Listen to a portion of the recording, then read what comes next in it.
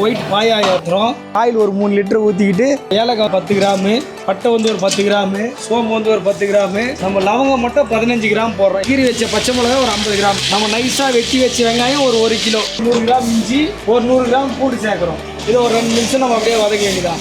தண்ணி ஊற்றி அந்த வெங்காயத்தை அந்த தண்ணியிலே அப்படியே கரைஞ்சி மெல்ட் ஆகிடும். லைட்டாக நம்ம மல்லி போட்டு சின்ன சின்னசாக கட் பண்ணி வச்சுக்கிறேன். கேரட்டு, பீன்ஸு, சவு, உருளைக்கிழங்கு, காலிஃப்ளவர் இது எல்லாத்தையும் இதில் மிக்ஸ் பண்ண போகிறோம். லைட்டாக நம்ம வதக்கிட்டு 10 கிராம் சோம்பு சேர்ப்போம். தூள் முந்திரி ஒரு 200 கிராம் நம்ம போட போகிறோம். ரெண்டுத்தையும் நம்ம மிக்ஸ் பண்ணி நல்லா பேஸ்ட்டாக அரைச்சி நம்ம பாயாக்கு மிக்ஸ் பண்ண போகிறோம்.